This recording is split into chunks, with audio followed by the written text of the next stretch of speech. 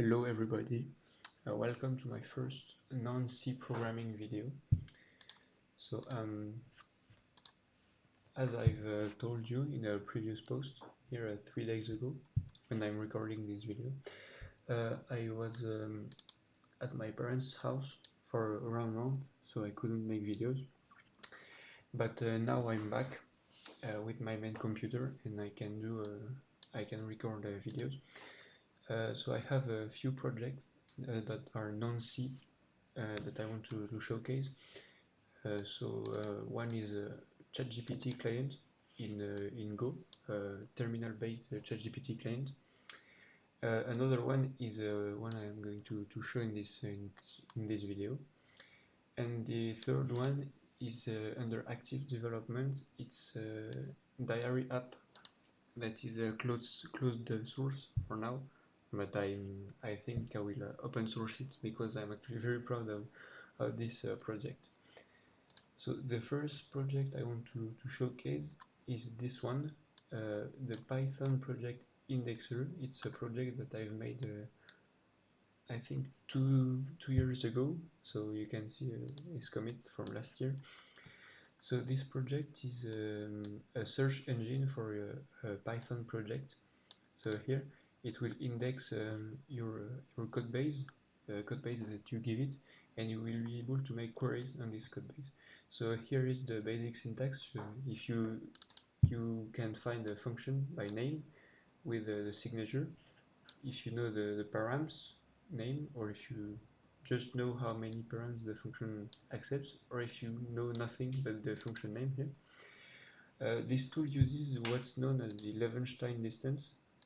So it's this algorithm that will compute the difference between a query and all possible matches, and it will return a number which is the difference in characters, how many characters you need to change in the query to have a match. And if this number is close to 0, that means that it's very likely to have a match. So I'll show you how to set up this. First of all, you need to recursively clone this repository, because here I have a submodule. This is a logging library that I made a while back just to test how submodule works in Git. I don't recommend using it, I just made this for fun myself. Paste it in a terminal. Recursive obviously is very important. cd into the project, and here I'm using UV.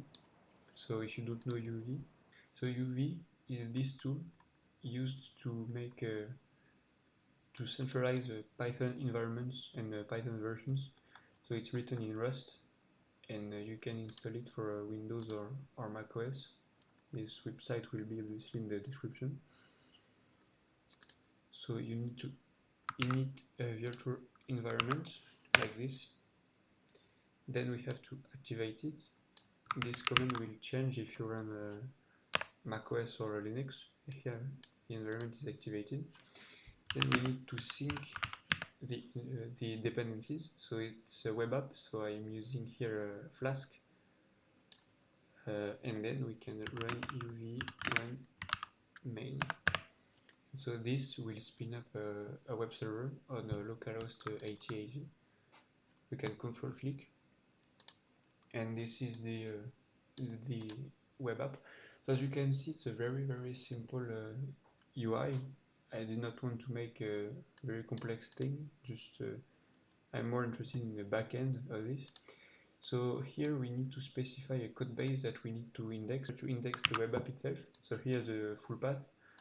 Here we can specify folders that we don't want to index. So I suggest ignoring the virtual environment.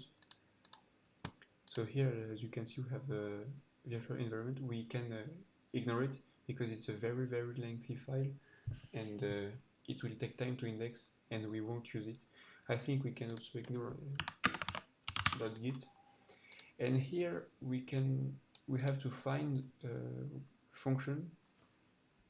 So this is a function that is in the code base, lev, which applies the Levenstein distance between two words. So let's just say we know only the name, and so we put a star to indicate that we just know the name of the function.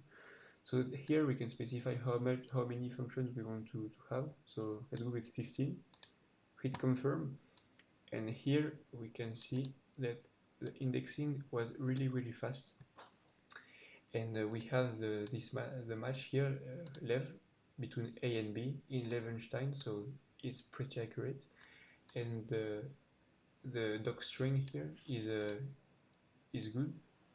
This is the function that I was looking for. So we can open the code in any code editor. So my code editor of choice is VS Code.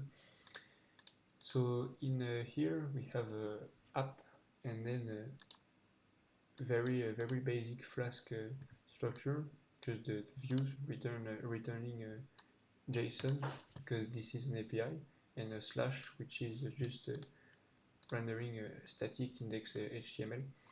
The core logic of the application is in here, in PPI, and we have a lot of things.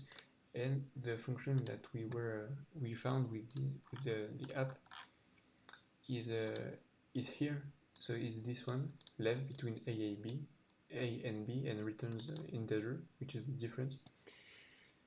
So here we can see that it works, and it also works if I put 2 underscores, because I know that the function takes 2 parameters, and it's the same. And as you can see, the indexing was faster this time. I will show you how in a second.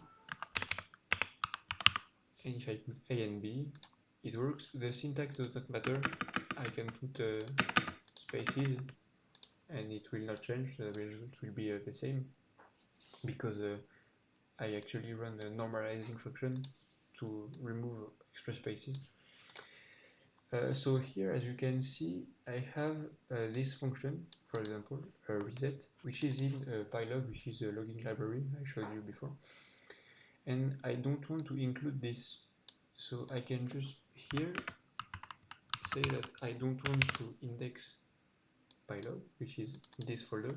I can confirm, and here there is no Pylog functions anymore. And the app did not reindex itself, so it just removed the Pylog function. No reindexing. It was also really fast. It's because here I have a very simple caching mechanisms in the function.json. So here it will just store the state of the application. So for example, we have this function normalize, which is in normalize.py here. So we can go here, and we have this function normalize. So this will show the basic information, so the name of the params, how much params, where in the file, so line 7. So if I go here, it's correct, function is at line 7, no doc string, and so this will be used if this file exists. The app will use it to instead of reindexing everything, because it can be very computationally intensive if you have a very big code base. So now that I've shown you how this works, I can show you the code. So entry point, very simple. I have a main file. I create a Flask app and run it.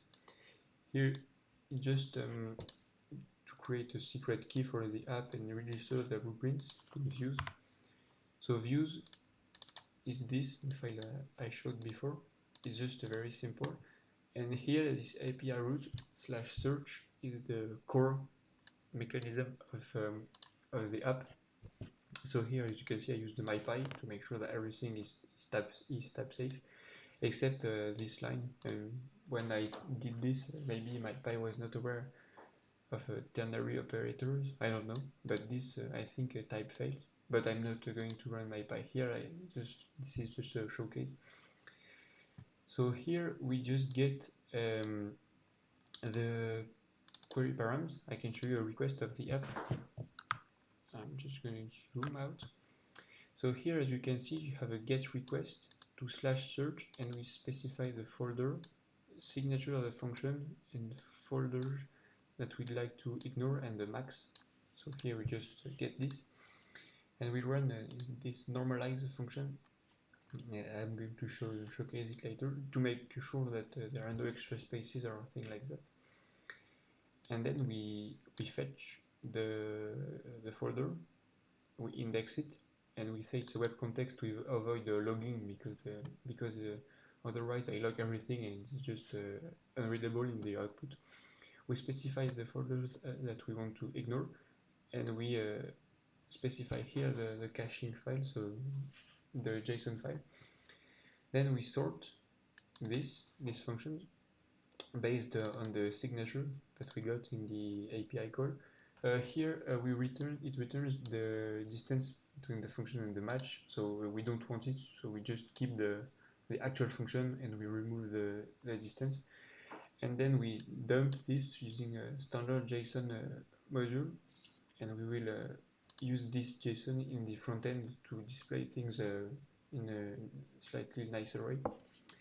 So this normalize function here just splits everything by opening parentheses and adds a space, just returns the name, a single space, a parentheses, just another space, the arguments comma separated, and another space, so and the actual arguments, because we use it a little bit later.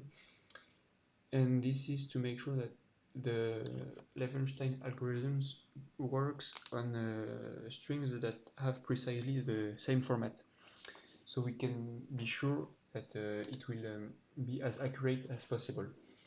So here, as you can see, I have this normalize function, which is a wrapper around this underscore normalize function. So here we can see that it returns name underscore separated and precisely one space between everything, so that this call is zip file name, no matter what the spacing in the original query is, it will always return the same thing, so it's normalized. Here we can get the function name. We just split by first parenthesis, and this is to remove leading white spaces. And here we have a very simple test case. So we just have a query and how it should look like, and no matter how much spaces we put, it will be the same. And so we just run all the tests, and here we do the same, normalize the arguments. We just remove spaces in the argument list, and we run everything. So I'm not going to run tests here, but this works. All tests are passing. And here you can see if we run this file, we just run everything, and it will work.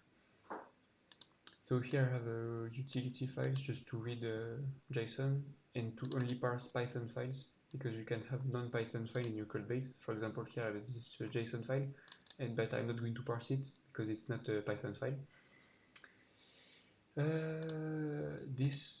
The next big function is this one, so index folder. No, this function will index a folder based on the base folder, and it will recursively index it. Yeah, as you can see here, if we're not in web context, we are going to log things, but I don't really care.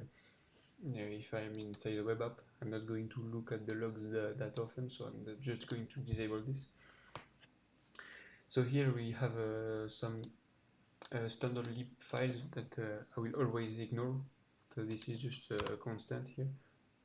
These Python files are present in the standard library of Python. I'm just always going to ignore them. So here I also benchmark the time that I'm going to that the app takes to index folder. So here I just index everything. I split by a file name separator. If it's a Windows, it's backslash. Otherwise, it's a forward slash.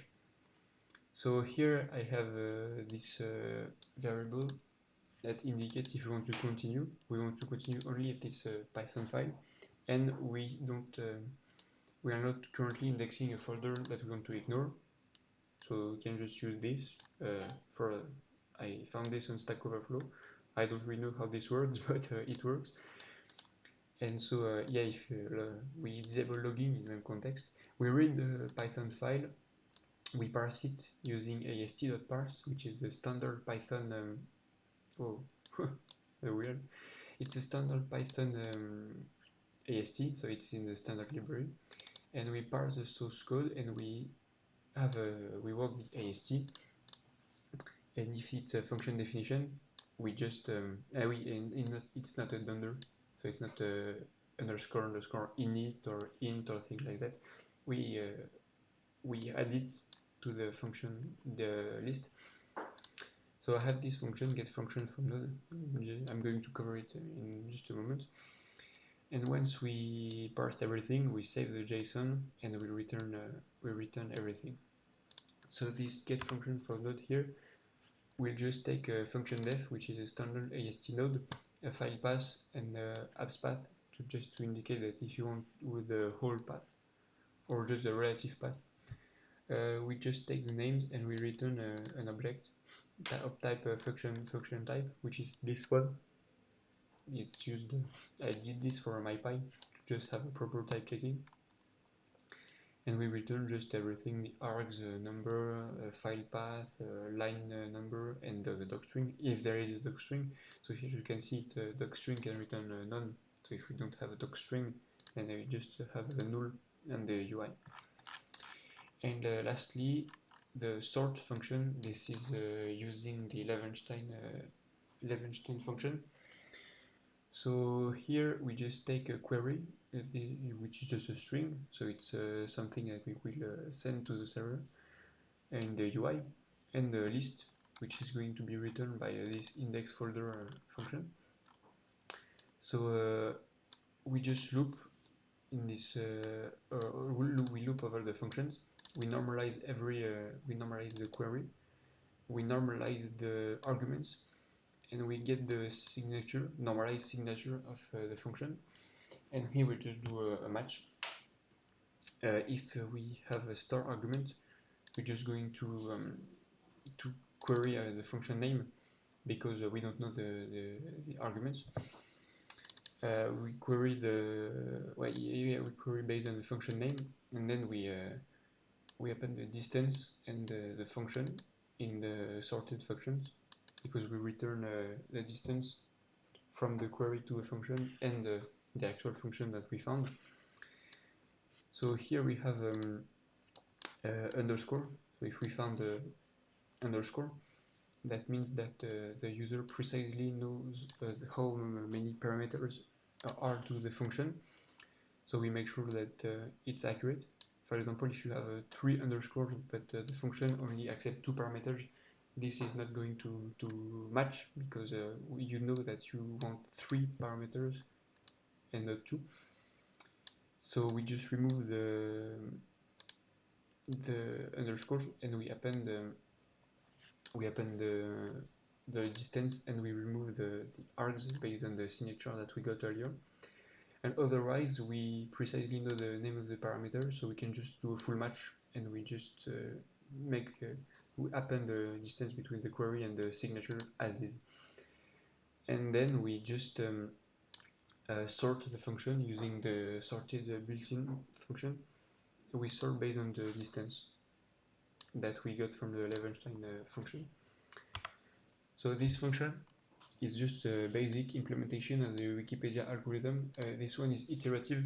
The Wikipedia one is recursive, but it's the same thing. First of all, we init a table. This is a matrix. We init this matrix, and then we do the algorithm that's on Wikipedia. So I did this, as you can see, 13 months ago. I don't really remember how this works, but you can go check out this Wikipedia article. And also I've implemented this one in C as well. I think it was day 28 or 29 of my previous series. I don't really remember. I'll link the video in the description. So yeah, this is a one-to-one implementation of this algorithm. And here I also have a very simple test cases. So I have these big words here. So this is a single word. I'm trying to do Levenstein distance on this word. So yes, here. And then I try on this one. So here you can see, for example, I have flow, I have loan. You need to make two changes to flow to get loan. So you need to remove the F and add the N at the end. So it's why we expect two. The same thing for empty string. You need to modify 3 times to get ABC, and the same thing for ABC. You need to remove 3 characters to have an empty string. So this is why we expect 3 error in these cases. So yeah, I'm not running tests on the web app. As you can see, we just need to run the file directly. Every test pass, I've made sure that everything is okay. So I guess that's it for this video. Maybe you want to contribute, you can go. You can contribute to this project. I don't know if I have time to review a pull request, but you can just send me one. Maybe if it's useful, I will accept it. I don't know. But anyway, this is my first non-C video, so tell me how you think I did. Tell me also if my English accent is good, because I don't usually speak English that much, and in my opinion, my accent is not that good. But I hope you understood what I said. And stay tuned, because I have a few more videos coming in the next few days or weeks.